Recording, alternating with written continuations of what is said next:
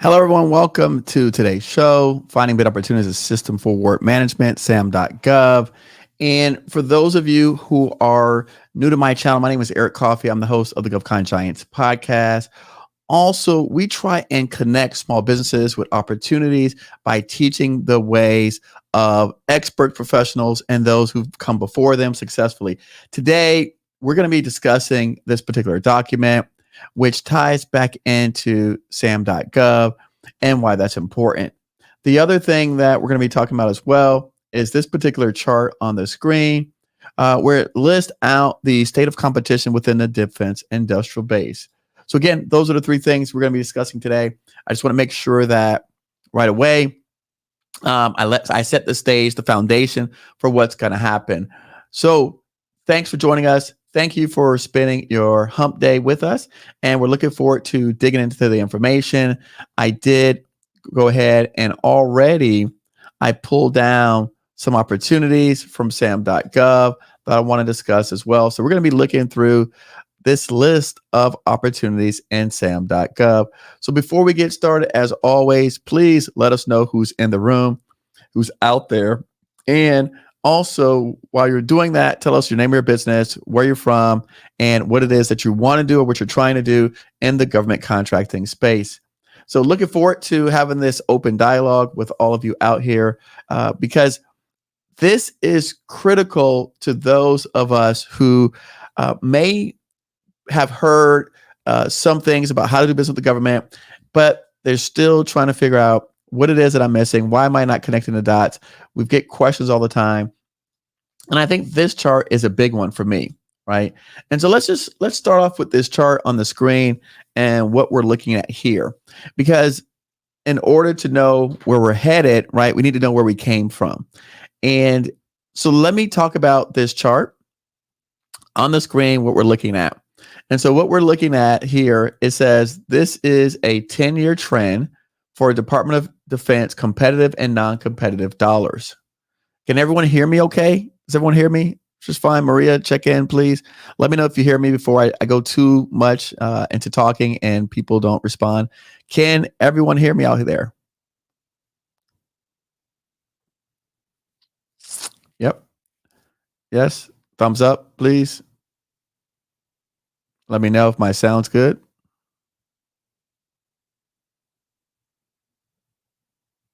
Nope. Yes. Thank you. Okay, good stuff. All right, excellent. Thank you, Mr. Coffee. All right, so let's talk about this chart on the screen. And the reason why I pulled up this chart today, it's been a while since I've spoke about this. This, by the way, anyone can Google this chart. I'll show you where I got it from. This is the Department of Defense report, State of Competition within the Defense Industrial Base. Office of Secretary of Defense, Acquisition Sustainment, February 2022. So just so you know where I got the data from. And this chart on the screen that I'm showing you now, what this chart says is right here. In blue, that's the total number of contracts that were competed. In red, those are the total number of contracts that were not competed. Do you see this number? So a lot of times, and we're going to talk about, right, finding bid opportunities through SAM. A lot of times I get people that are new to the space that says to me, Eric, I am looking on sam.gov and I can't find contracts for what the services that I offer.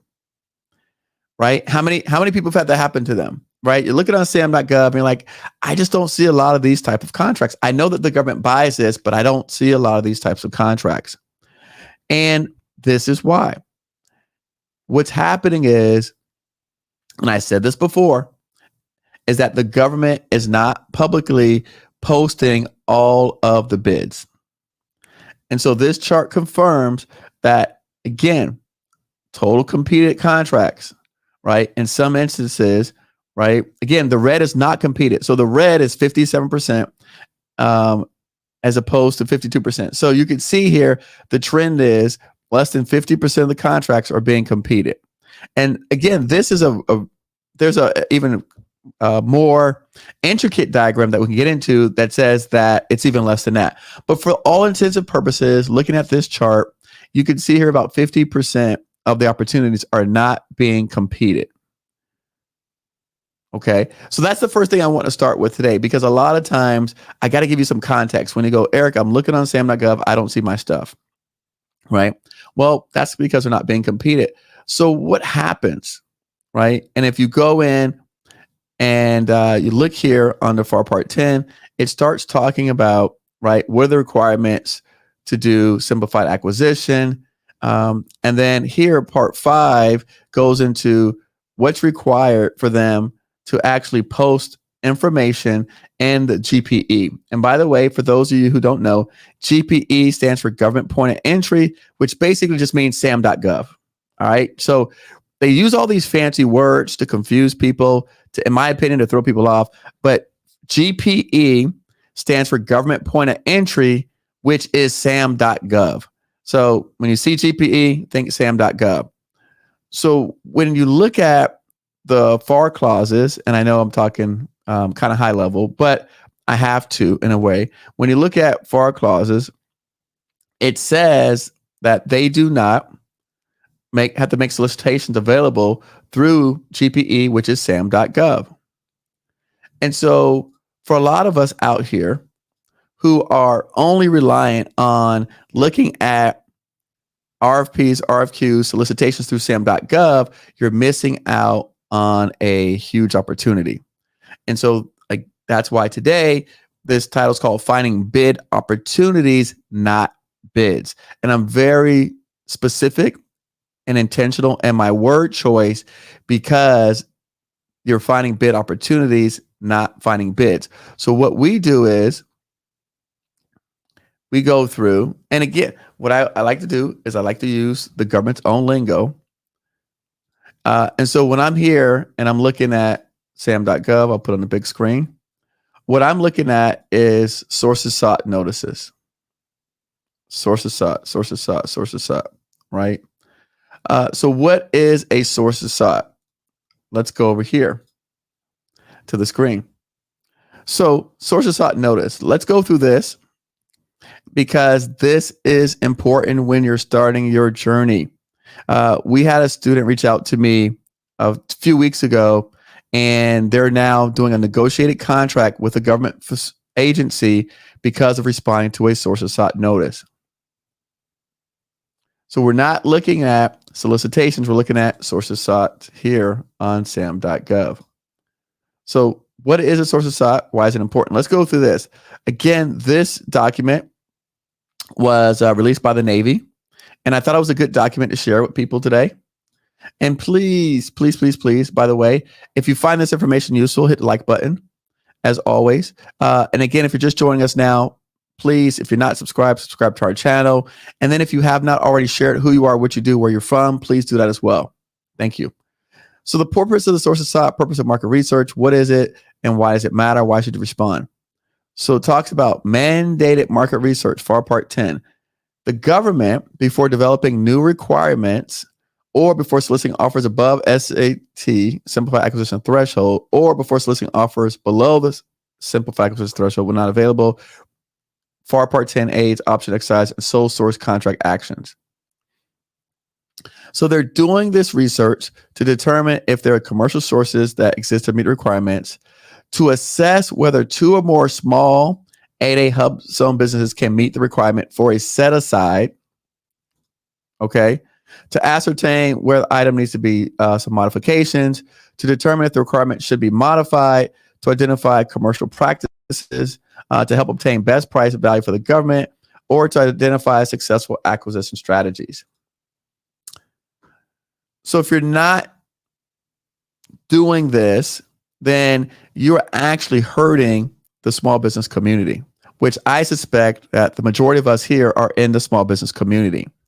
It says to assess whether or not two or more small companies, 8A hub zone, can meet the requirement. That also includes women-owned and veteran-owned businesses as well. So this is really important. It also says, right, if they should modify the requirement, if they want to look at how to obtain best price and best value for the government, Also, successful acquisition strategies, which means set aside or sole sourcing contracts. What a source of thought is not is it's not an actual bid or a proposal solicitation. Instead, it's a solicitation of interest. Think of source of thought as market research being conducted by a government agency to determine what capabilities and interests the marketplace are, right? And so it references some FAR clauses in here, and it says they want to FAR 5021C improve small business access to acquisition information and enhance competition. The contracting officers review acquisitions to determine if they can be set aside for small businesses, right? That's the one that applies to us. The contracting officer should perform market research and document why small business set aside is inappropriate, right? So again, obtain price, delivery, market information, or capabilities for planning purposes. And so when we look at it, this is critical to all of us out here who are wanting to do SAP, simplified acquisition process, simplified acquisition thresholds. It's critical for us who are wanting to get the smaller contracts. And for those of us who have more capabilities, it's critical for us wanting to do sole source work. When you respond to sources sought notice, you should distinguish yourself from your competitor, open the doors to opportunities in building relationships, may lead to an inside track on an eventual contract. You may influence how a federal agency packages any solicitation. Your response may assist in the government market research, which may result in determining if there are two or more capable small businesses that can perform the requirements of a planned contract, resulting in a possible set aside. Is everyone reading this? Is this making sense? And again, I'm saying this, I'm giving you backdrops before we get into sam.gov because it's important for you to have context as well. How to respond. It's important that you do not respond just for the sake of responding. However, when you respond, you should do not attach a pre-written generic capability statement. Address each task or element specifically.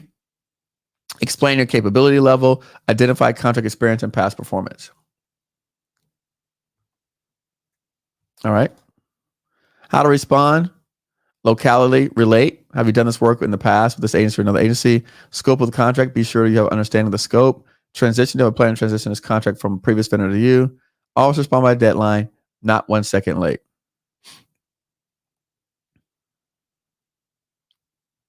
All right, where to locate opportunities, beta.sam.gov. Clearly, this is an old document. Department of Navy, long-range acquisition forecast. Participate in matchmaking opportunities. Come prepared, do your homework, tailor your elevator pitch and handouts to the buying command that you will be matchmaking with. Who wins? For the greater good of the entire small business community, writing effective capability statement is crucial. If the government technical reviewer can determine that two or more of the responders to a source of sought notice are technically capable companies, then the solicitation can be set aside for competition by only small businesses. Small businesses need to help each other get solicitations set aside for small business competition. It may seem counterintuitive. Can y'all read this? I'll make it a little bit bigger. Okay. It may seem counterintuitive, but working together with your small business competitors to get the solicitation set aside for small business competition allows you to compete with each other versus competing with other than small businesses. Give it everything you've got. It's worth it. So, some background context. This is the reason why we're looking at sources sought notices, which we call bid opportunities, as opposed to bids. We would like to shape the requirements. We would like to get the requirements set aside for small businesses. This is also why it's important to be part of a community so that we can be doing this together as opposed to working in silos. When we work in a silo, you can't help shape requirements. That's why some of these other companies out here, they are working together and saying, hey, let's go after this. You turn in a source of sought, I turn in a source of sought, and let's make this restricted competition so that we have a better shot of winning it between us. They're telling you this is what you're supposed to be doing. And yet you're still not part of any type of community. You're still out here on your own trying to figure this out when it says It may seem counterintuitive by working together with your small business competitors to get the solicitation set aside for small business competition, allowing you to compete with each other versus competing with other than small. Does anybody know what other than small means? Anybody know what does other than small mean? Anyone can answer this question. What does other than small mean? Put it in the chat. What does other than small mean?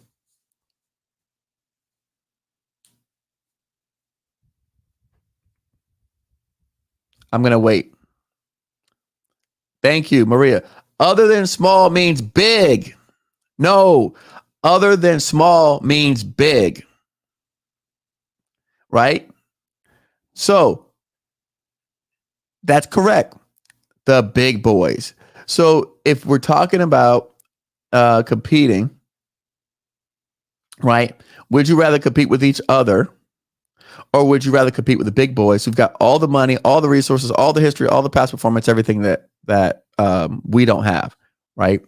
So again, it says allowing you to compete with each other, right? Like imagine if the people on this call, or the people on this, call, but the people on this webinar, us, right? The 48 people watching right now. Imagine if we got a chance to just compete amongst each other. How much better would that be? Right? Then we could say, all right, hey, look, Timothy, I tell you what, on this one, you might be stronger than me, right? On this other one, I might be stronger than you. So they're sitting here telling us to work together, but yet we are continuing to work apart. And we think that we're competing against each other, and we're really not. We should be working together. So it says small businesses need to help each other get solicitations set aside for small business competition. What more do you want them to say? What more do you want them to say? All right. Thanks for participating. And this is written, contact Maria Thompson. She might not be there anymore. So I wanted to give you this backdrop because I think this is super important. In fact, I'm going to go ahead and drop this in the chat for people to have in case anybody else wants to just look at it later and review it. I thought that was great information. Now, again, for those that's joining us, we just referenced this chart showing that only 50% opportunities are actually competed in this marketplace. So if you are looking at opportunities on sam.gov and you are looking at only the opportunities that are coming out under, right, solicitation, combined synopsis solicitation, then you are missing out on what we just discussed, how it is that you can start making requirements set aside for the people on this call, for people who, like yourself, are also small, who also have somewhat limited resources and may need, right, a more, how do I say it, a smaller pool of people to work with so that, right, you can allow you the opportunity to make some money and also provide good service at the same time to the government, but not have to face people who can afford, $200,000 employees. We can't afford that, right? So they've got professional proposal writing shops. They got professional bid shops. So they have all of this infrastructure that you and I don't have. And so it makes it really difficult for us to compete against them. So the only weapon that we have is working together in harmony. That's the only weapon. And I want us to use it. And that's why I keep talking about. So people say, Eric, why are you always giving this information out? Because the purpose of this is for us to work together. I want to work with all of you out here. That's the whole point. So if someone says, oh man, this guy, he could be just doing it himself. I can't do this myself. Did you just not read what this says? I can't. Because guess what? Even my friends at the highest levels who are doing hundreds of millions, they can't compete with the people doing billions. And the people doing single digit billions can't compete with the people doing tens of billions. So there's always levels to this. And so at the end of the day, right, we have to work strategically together and with partners. And so the reason why I continue to come on here and I continue to share this information is because you know what happens to me? I'm always picking up more deal flow. I'm always picking up a new relationship. Someone reached out to me last week that's a former contracting officer. Someone reached out to me this past week who's a former Army Corps of Engineers. I just spoke at a conference today, and I met the head of Minority Business Development Agency. I met their directors. I met key staff around the country. So again, by me spreading the word, I'm expanding my network. And we all know your network is your net worth. So believe it or not, as I continue to give this information to you guys, it attracts people to me that can expand on things that we're doing. So, but a lot of times people don't understand that. And so they're thinking, well, that I'm some kind of way stunting my own growth or hurting myself. And really, I'm enriching myself and helping myself by helping you guys. So I want people to understand that. And again, before we jump into this. Now, one other thing I want to do as well, and I don't know why my screen looks like this, is I want to reference this FAR section 15.201. And I'm going to drop this in the chat as well.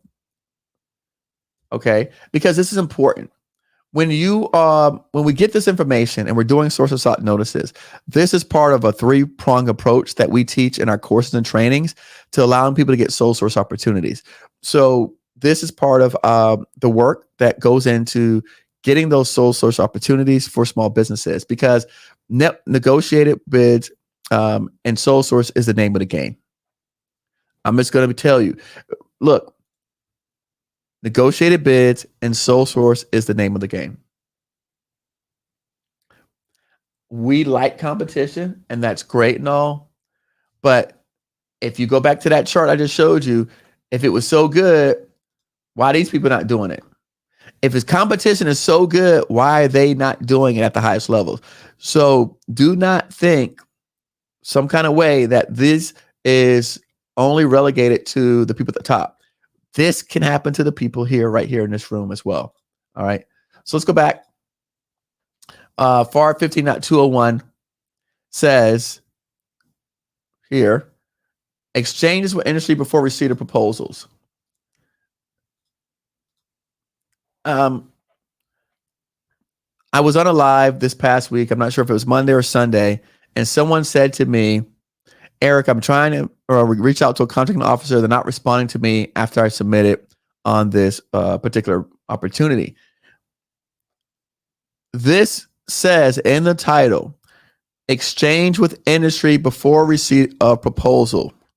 That means they can talk to you before an actual bid goes out. That's what this means in plain English.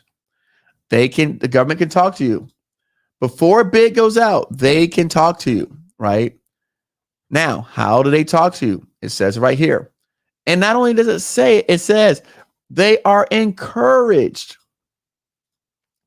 They are encouraged to promote early exchange of information about future acquisitions. A lot of times what's happening is we are coming in on the tail end of the opportunities. And so we are frustrated because we just found out about this bid. Now we want the government to jump hoops for us. Now we mad because they not returning our calls. They not returning our emails because we just learned about the bid because we didn't do our homework. So we didn't do our homework. And now we want to make it everybody else's problem. Instead of manning up and saying, look, I'm responsible for where I'm at today. I'm responsible for why I'm in the position I'm in. And so if I didn't learn about something, I failed under doing something on my part. And I get it. You might say, well, Eric, I'm new to this government contract. I don't know. Yeah, whatever. Guess what? People have been doing this for 3-4 years. They do the same stuff. So whether you knew, whether you've been around for a while, you have to own your stuff. And so for me, that's why I tell people, Do the research, understand what you're going after now, so you can have a shot in the future. I know what's coming out for the agencies that I want to work with, and the particular fields I want to work with, and the areas I want to work with. I know what's coming down the pipe. I'm anticipating that. A lot of you are waiting till something comes out, and then you're trying to reach back out to the government and say, "Oh, they're not returning my call," because they're encouraged to talk to you prior to proposals and prior to bids going in. How do they do that? Tells you right here, 1 through 9. Industry, small business conferences, public hearings, market research, right? Which is sources sought notices, one-on-one meetings with potential offerers, pre-solicitation notices, draft RFPs, RFIs, which again, sources sought, pre-solicitation, pre-proposal conferences, and site visits. So these are the times when it's acceptable to talk to the government. You don't have to guess. This is why I like federal procurement, because you don't have to guess. It tells you right here when is it acceptable to talk to them.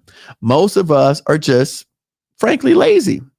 We're lazy because we're like, no, I want to talk to them when I want to talk to them because this bid is out and it's the bid I want.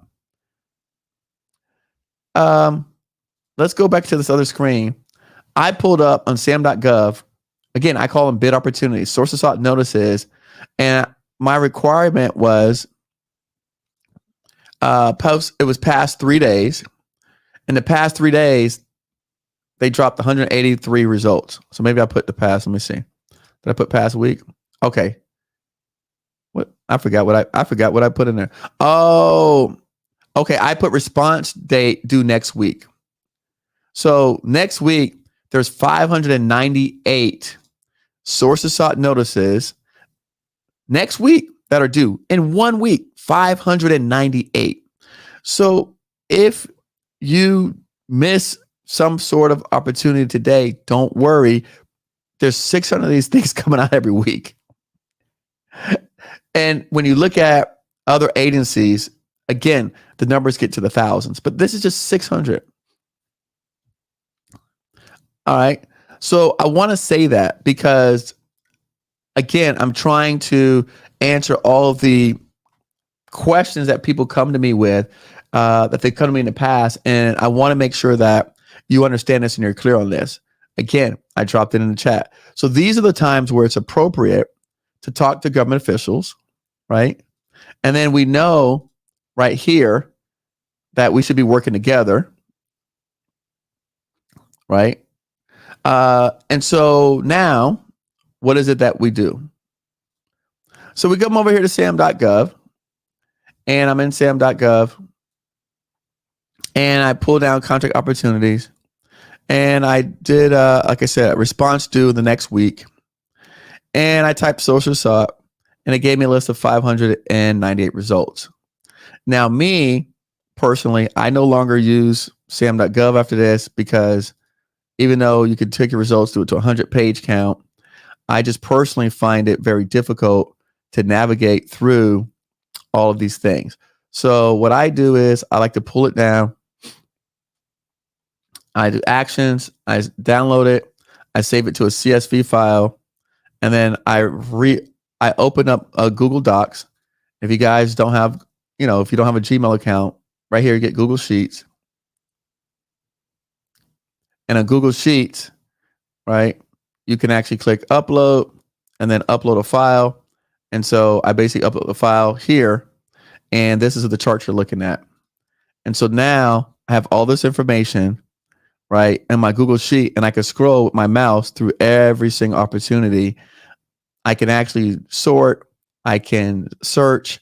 And so now I was able to take all this information and pull it down and easily go through it. So again, this is now with this information, we can look at, right, what do these things apply to us? I'm going to make it a little bit bigger on the screen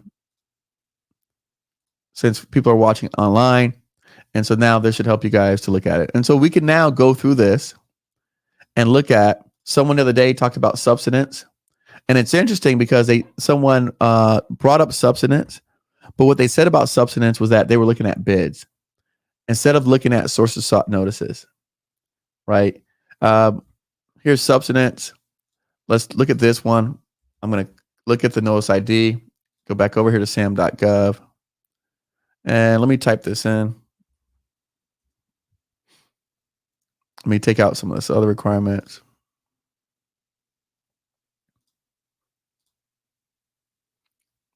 Hold on.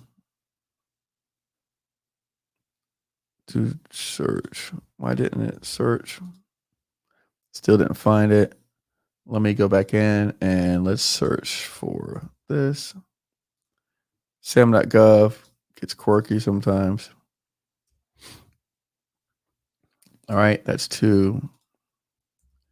Generic. Let's go back in.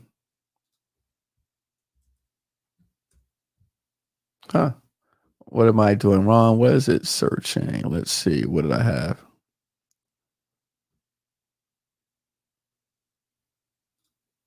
All words, exact phrase. Huh. Let's see. Why did it not pull it up? Let's see. What did you do? Sam.gov. But as we go through, and I'll figure out why it did not pull this up for me. I can't figure out why it's not searching that. Response, update, notice type, set aside, active. Let's hit reset on my sam.gov. So as I would go through, and I'll pull up some other ones, I'll show you some examples. But here, you see the list of all the things that we pulled down. And they have everything in here. Look, management consulting services. They've got lab testing, software licensing. They've got HVAC systems. Everything's in here. Stuff in Kuwait, engineering support, showers and pump services. I always see this dry cargo time charters. Everything that you're looking for. They've got some e-learning classes. Let's see what else. They've got some sort of event coming up. Source, and again, a lot of this is to do events, disaster recovery services. So there's a lot of things out here, right, that apply to all the stuff that you guys are trying to bid. And what happens is that because you're not responding at this level, you're sometimes not getting invited to actually bid on the actual contract. So because you're not responding at this level of sources sought, you're not actually getting invited to bid on the contract. That makes sense? Because if for whatever reason, and we'll go back.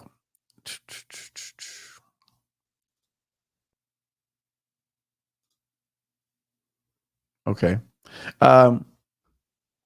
So if we look at what's happening that they talked about here in this phase, the government oftentimes will put out a sources sought notice. Someone like myself will respond. And then when we respond, the government may call us and only invite us to actually bid the solicitation.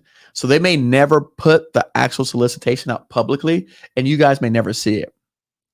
Or what happens oftentimes, they will call us for another solicitation that never gets posted publicly. And then we get that negotiation. And again, we win it. We negotiate the government. We get the contract.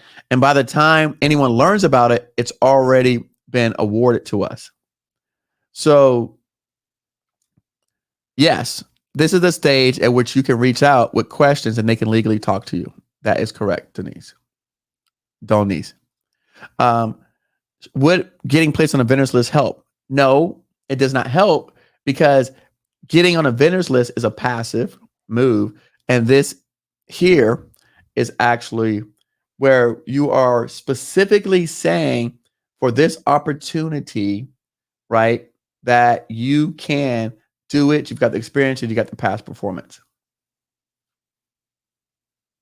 So putting yourself on a vendors list, does that, all it does is essentially, right, it doesn't address the specific opportunities that we're talking about. This is in substitution for actual doing the only bidding the contracts. This is for those of you who in the past have only just essentially bid work and projects and not talk to people within government. So I'm not telling you to not bid. Okay. Just want to be clear. But I'm saying that you need to add this piece to your arsenal because this is how you're going to get simplified acquisition, negotiated, small business set aside, and the works. Mark says, if you do not have past performance, however, you know the people in your network that can perform, how do you respond by showing capabilities in your network? By the way, Mark Higgins is one of our coaches, so he has really good questions. So again, this is a great question, Mark, and this is why having a network is super important.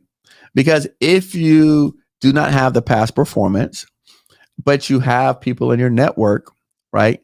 Then you have the ability to go back in, and I'll pull this up, right?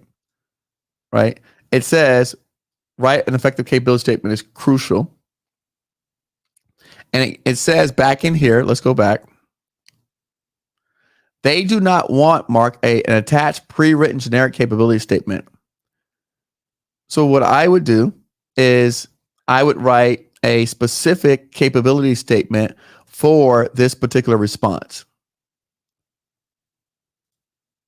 So I would, and lining what Mark's question is, if you do not have past performance, but you have the ability to do this work, then again, that's where having a network comes in handy, right? Having an ecosystem of other small businesses that are pursuing these opportunities, that's where this comes into play.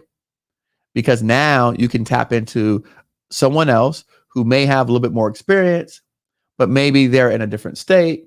Maybe they're not interested. Maybe they have their capacity is maxed out. So they have the prerequisite experience that you're looking for, but they may not be interested in a project. Or if maybe they don't know about the project. So that's why, again, it's critical that we all come together to work on these things. Because even at the highest levels, and if you go back to the video that I shared with strategic partnerships on, I think that was Sunday, even at the highest levels, the big companies are doing the same thing. They're coming together to collaborate to go out to solicitations together. Does that make sense? Does it make sense? By the way, yes, everyone please hit the like button if you're enjoying the content. Questions, comments? I see everybody's quiet. You guys enjoying this? Is this making sense? Yes.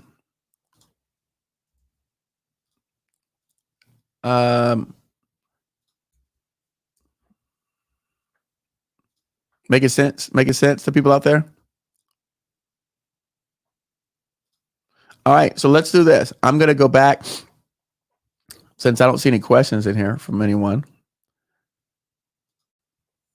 Let me go back in.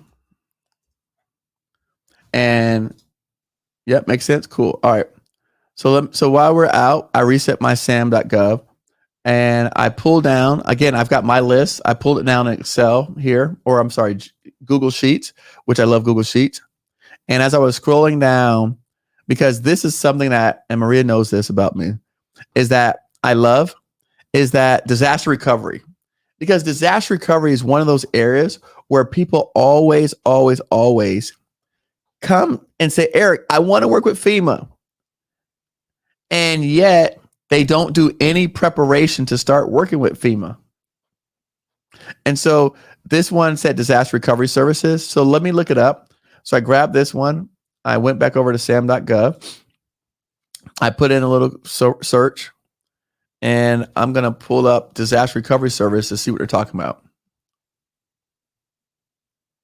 So here we are, 7B, Disaster Recovery Services, Department of Interior. By the way, I love them. The Department of Interior is very favorable to small businesses. So if you're looking for an agency to start beginning your journey on, the Department of Energy is a good one. And yes, and again, if you're looking for a place to collaborate, we have our community Federal Help Center. Please, it's free to join. Visit Federal Help Center. We're doing trainings all the time. If you have not already joined Federal Help Center, free, costs you nothing. We're doing events all the time in Federal Help Center. So if you look, SAM registration, past performance, capture, right? We're teaching classes in Spanish, how to work with teaming partners. So we're doing this all the time inside Federal Help Center. So let's go back and look at this disaster recovery services. And so it looks like this one, they've already turned it over. This is actual solicitation. So it looks like, do I have the right one? Let me make sure. I'll go back to Sam. Yep. This notice ID. So it's been updated. So this was updated May 31st into an actual solicitation. So bad example. And again, by the way, it is called May bid opportunity. So we're looking for the ones in May. So it looks like this one's already turned into an actual solicitation. But the reason why, let me explain what happened. So the reason what happens is because we do not, right? If we as a small business community did not come together to actually respond when this was a source of sought notice to make this a small business set aside, then what happens is the government puts it out full and open competition. You guys remember this here on this chart? So it says, if we don't come together, then we're going to be competing with other than small businesses, which is essentially big businesses. Oftentimes, Maria and I, we've seen where the government has said in public meetings, small businesses are not responding to sources sought. Therefore, we cannot justify setting aside the contract for small business. So we are the ones to blame for why there's not more small business set-asides happening. We are the ones to blame for why there are not more small business set-aside happening, because we are the ones not responding. So we're not giving the government any ammunition to make the requirement small business. Eric, that's very confusing. Well, it's not confusing. The government contracting officers, they have to follow the law. And so if they just start making everything small business set aside without doing any type of acquisition strategy planning, without doing any type of market research, then people are going to complain that, well, you're wasting the government's time and tax dollars when there's no small businesses that can do this. So they go, okay, fine. Let's put out this market research, which they do here in a form of sources sought. And then what do? We don't respond.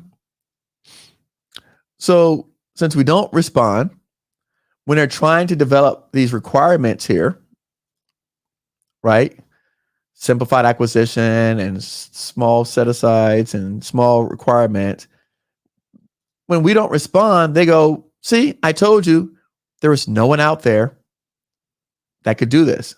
So we just put it open to the big companies because there's no small businesses available. That's it. It's not their fault. They're just following the law. They can't make small business set-asides if no small businesses raise their hand and said, I'm out here and I could do this work. They can't do that.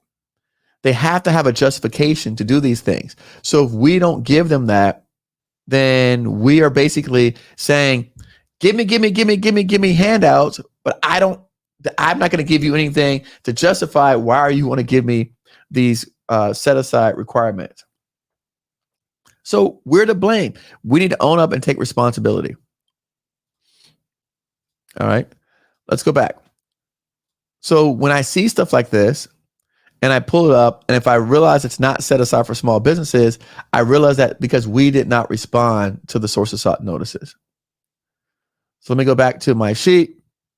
Someone asked me, did we do IT stuff?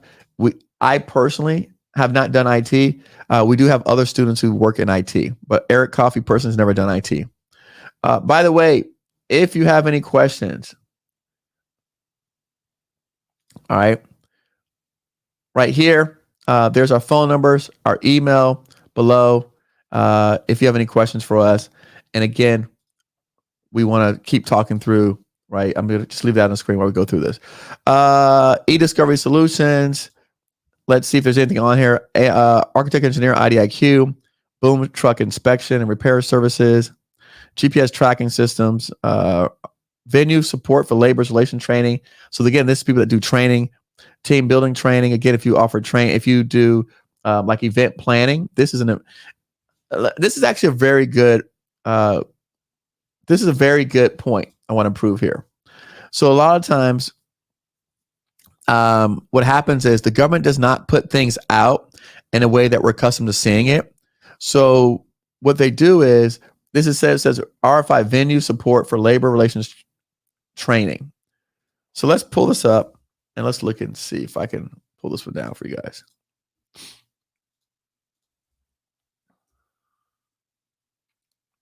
It happened to me again. I wonder why this keeps happening to me.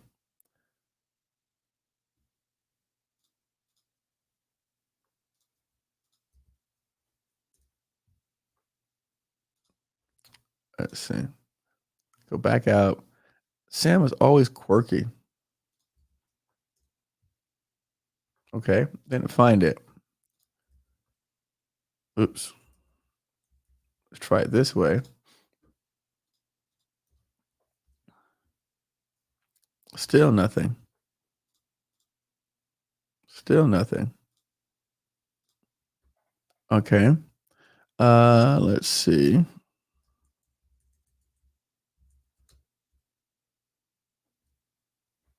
No. Let's see what's going on here. Just give me a lot of opportunities.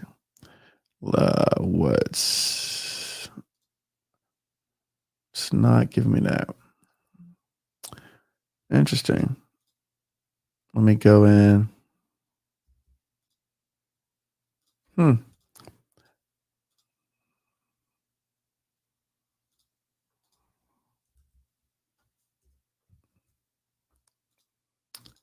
Not sure why this is not working. I'll keep trying. By the way, just keep asking questions as I try to figure out why sam.gov is not doing this search the way I want it to. Just keep asking questions. Simple search, keyword, all words. Gives me 45,000 results. I'm not sure why that is. All right, 3,000 sources saw it. Again, you would think that it would find the exact criteria, but it did not. It's giving me all type of notice IDs. And an exact phrase it didn't find. All right, I got to figure out why sam.gov is, why I didn't pull this up. But in this description here on my screen, it says the purposes of RFI is to seek information on the source of the capacity and capability to host a conference in one of the following cities: Orlando, Houston, San Diego, or Charlotte.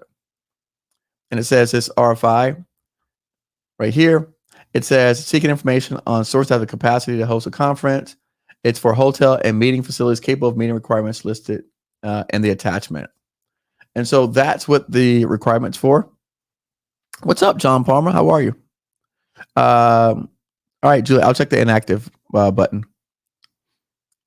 So it's funny.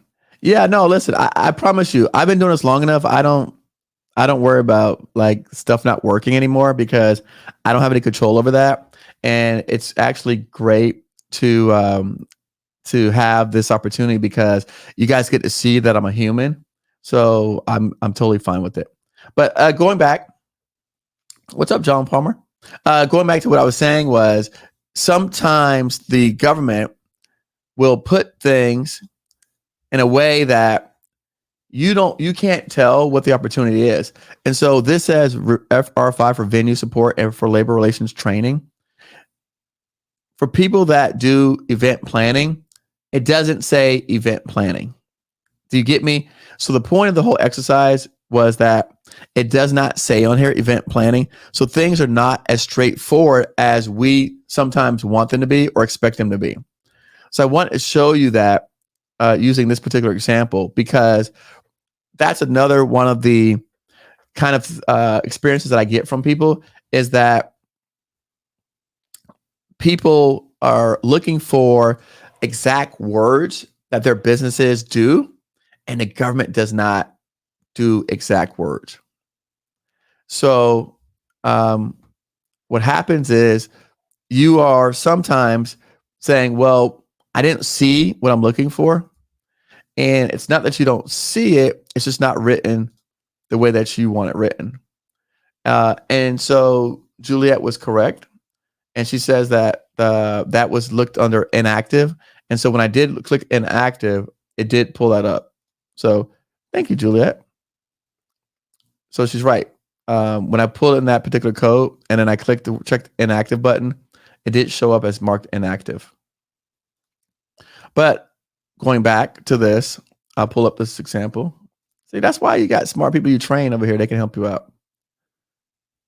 So again, the purpose of me just even pulling this example was only to show that how the government sometimes will have opportunities for things that you do, but the naming is off. So there's a lot of times what I'll see is that the names will be funny names that you don't understand. The next codes will be incorrect. So it's a lot of times when you're trying to search and you're not looking at all of the opportunities and you're looking at very specific things, like you're based on NAICS code, based on titles, based on, like, the person that put it in here is not likely to be the actual contracting officer. They're more likely to be some sort of intern or assistant person. And so they not necessarily checking, right, the all of these different things that you guys think they should check. So again, the purpose of like this was just showing you how you may not know, right, R5 venue support for labor relations training, that this is basically an event management type of project. Does it make sense? So that was the purpose anyways, but thank you, Juliet, for that helpful information. All right, let's see. Yep. Oh, somebody else also said try inactive. I'm fine. Yep. Okay, I got you. Let's see who else. John Palmer says it's all about CO knowledge. If we're being honest, COs are humans. They do not always put in the proper information and structure. Correct, John. Yes. All right. What else? My man John Palmer said, make sure to share, subscribe. People providing these services with lots of money, and it's being provided for free. And John is correct on that. So again, let's keep going through and executive team building training. And I'm not going to go through all this stuff. I did want to see if we could pull one down and look at one example before I go. And maintenance modernization support, pest control services. Let's look at pest control services.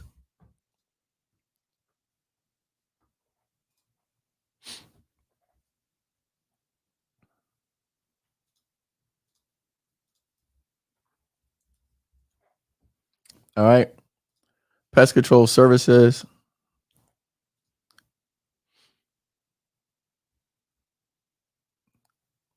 It's interesting. So again, just as an example for everyone out here, just as an example, this is what they're asking for in terms of requirement. So remember what we said earlier, right? Going back to this document here. I'll pull it up for those of you who are just joining us. I dropped this document in the chat, and it explains the purposes of doing source assault and why it's important. It also explains what it's not. And so going back to this particular document, it says that this is not an actual bid or proposal solicitation. Think of it as a solicitation of interest, and source assault as market research being conducted by a government agency to determine what the capabilities and interests are of the marketplace. So when we look at this, the reason why the information are asking is just this limited information here. which is, again, your name, your company name, your address, your phone number, point of contact, email, your UEI number, cage code, right? Whether you're registered or not on any of these vehicles. What is your status, socioeconomic status, if you have any, right? And then it says provide a brief capability of interest, providing the service listed in the performance work statement, right? And then it goes over attachment 2. You should provide, right, tools, equipment, supplies that can help do these buildings. So it's very easy to respond. Okay, Maria said 90 people watching and only 30 likes. Please hit the like button for those out here watching. So it's very easy to actually respond to these because the information I'm asking you is really just information about your company. So it's really much easier to respond to these than actual solicitations. And based on everything that we've taught you earlier, the amount of effort, the return on the investment for your effort is far more higher terms of value that you receive for the time that's commitment. So again, for me, this is something that I believe is a must, and I believe it's something that we have to do.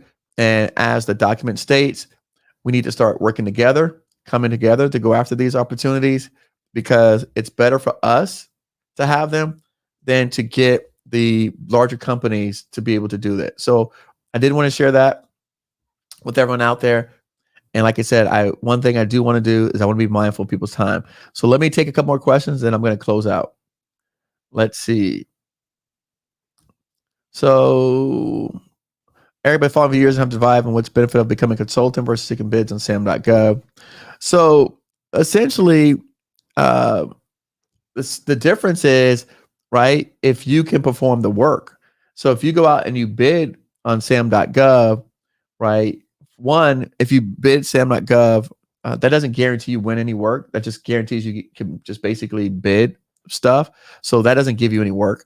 But the other thing is that if you bid a project, right, can you actually do the work, right? Can you get the work done? Do you have past experience in doing the type of work that you're planning on bidding? And also, can you be competitive in the work that you're bidding? So what I found is that a lot of us, small businesses out here, because we are not the best at what we do, right? We are lobbing in bids and we're average at best. We don't know our pricing. We don't know how to deliver. We don't know how to execute. We don't know how to submit government submittals. We don't know how to essentially handle all of the just boatload of paperwork that's out here. And so a lot of times, right, we are lobbing in bids and we're hoping and praying that someone basically picks us because they don't know any better. We're not lobbing in bids because we have adequate knowledge of the contract, the opportunity, the area, the people in the space. So I find that what we try to do is, again, going into some of our teaching and trainings, is having you work with the best companies or the companies that can be the best at what they do in that particular area. And so for me, that's where I found that a lot more small businesses have had success. So it's harder for me to train you how to be the best HVAC contractor than it is to train you how to go out and work with the best HVAC contractor to pull down these projects. So that's been my experiences. It's just been a lot easier for me because now I can teach you how to go find the best companies to work with, as opposed to teach you how to become the best. I can't teach you how to become the best, but I can teach you how to go find the best companies to work with. And so that's what we're doing. Someone asked what we're doing next week in our first partner challenge. That's what we're doing next week, is teaching you how to find the best companies to work with so that you can essentially start to grow and scale your business. So that's what we're teaching people there, is how to find strategic partners so that you can level up your game, so that now when you're lobbing in bids, right, or you're just finding sources sought, like they said, you have partners that are on here that actually you can address the item specifically. You can, right, identify past experience. You can explain your capabilities. And so now when you respond, you could talk about, right, how do you handle these things? And so now it makes it a much stronger proposal response to the government, giving them more of a reason to want to sole source, set aside, or negotiate with your company. Long-winded answer, but I hope that answers the question. All right. So let's see. Gordon says, when you partner with a prime contractor, so for one, can you then use that engagement as past performance? So when you partner with them, right? So again, when you're talking about past engagement, right, you have to look at, right, did you actually do anything on that project? So I would not use, if I was consulting for someone, right, then no, I would not use that as past engagement because I didn't actually work on the project. If I partner with them in terms of a teaming relationship, I would make sure that I got a piece of the contract so that I could use that as past performance. So you just want to make sure that you're structuring your deal in a way that you get a piece of the action so that you can do that. All right. All right. So listen, thanks everyone. Again, it's been about an hour. I hope you guys enjoyed it. Please, please, please, please share this with 4 or 5 people, this video, because as we see here, and as it continues to share, is that we are stronger together for the greater good of the entire small business community. So don't think about yourself. Think about the greater good of the small business community. If you plan on being this a long time, again, think about how you can help other people, and you'll be surprised. The more people that you start to help, the more people that you start to work with, and you start to give this information out, the more you'll be considered expert, the more you'll be considered a trusted source, and the more likely you are to find partners that will come to you in terms of helping you achieve the goals that you set out for your business. So again, I want to say that because when we talk about success is about us. When we talk about significance, it's about others. So again, I want people to know I'm not doing this for my health. I get a lot out of this because every time that I'm doing this, teaching you guys, giving you free game, free information, I get back 3 or 4 fold people reaching out to me, wanting to do business with me, wanting to partner with me, bringing their expertise to the table. And so that's how I, today, for example, literally today, I spoke at the conference. And so when I spoke at this conference, one of the ladies came after me and they were talking to me. And so I said, hey, we're looking at my son here. Brandon was standing next to me. And I told the ladies, I said, look, my son's getting into nuclear remediation. The lady said, that's funny. I used to work for PCS and I did nuclear decommissioning. And so nuclear decommissioning, for those who don't know, is the process they do before they have to actually do the remediation. So literally, we've got a government employee who worked for the agency that handles the decommissioning of these nuclear projects right before they get ready to do the nuclear remediation. So that connection now is someone that we now have a personal relationship with, who, if we decide in the future we want to bring her on as a consultant, as an advisor, we could talk about, because she no longer works at the agency, helping us advise us on nuclear remediation projects. So every time that I do this, these are the blessings that I receive. So don't think that like, oh, I'm just doing this for my health. I literally receive 2-3x blessings every time that I come out here and I'm training you guys and I'm putting information out there, because I attract to me the kind of people that we're looking to work with, partner with, team with. So again, I just want to share that. Hope to see everybody in Federal Help Center and hope to also see you guys in the 5-day challenge coming up next week. Thanks, guys. Have a great night. Goodbye.